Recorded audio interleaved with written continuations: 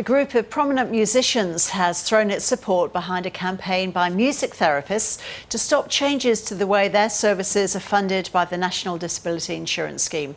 The shake-up was announced last month and has received significant backlash from the arts sector.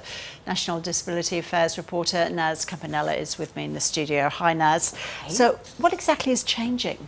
So look, the change was announced last month by the National Disability Insurance Agency, which runs the NDIS. Now, the change is basically that music and art therapists will only be able to continue charging the NDIS $190 per session for their services if they can prove that the therapy is improving or maintaining the functional capacity of a participant. Otherwise, they will then have to charge the lower fee of $68. Now, this change is due to come into effect in February next year, and it's, there was some pretty swift reaction to this move. The Australian Music Therapy Association came out and said that it was done without consultation. Now, the National Disability Insurance Agency says that music and art therapy, while still permissible, does not meet the evidentiary standards of which classify or which to categorise what constitutes now an NDIS support. Now, the Music Therapy Association is saying there is a stack of evidence for their work and for obviously how successful it is for people. I guess the latest thing, though, is that their campaign has been bolstered by almost 12 different prominent musicians across Australia, people like Bernard Fanning, Paul Dempsey, Josh Pike, Alex the astronaut.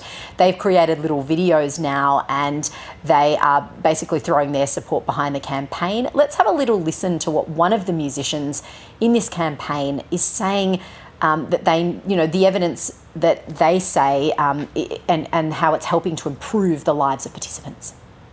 The reason why music therapy is so important is it helps people with language and communication. It helps interpersonal relationships and skills. It helps personal care, mental health, mobility and movement. So, Naz, what's the NDIS minister had to say about why these changes are coming in?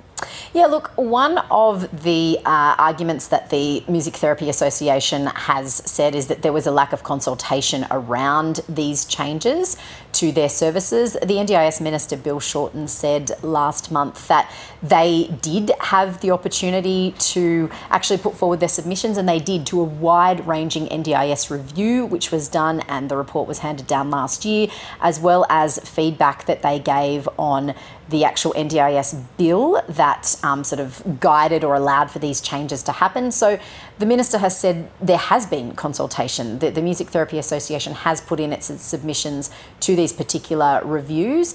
And he's also said that music therapists will be able to charge higher fees if they are having groups of up to 4, and that obviously, there is the caveat that if you can prove that it's maintaining or improving the functional capacity of a participant, you will be able to charge the $194 an hour.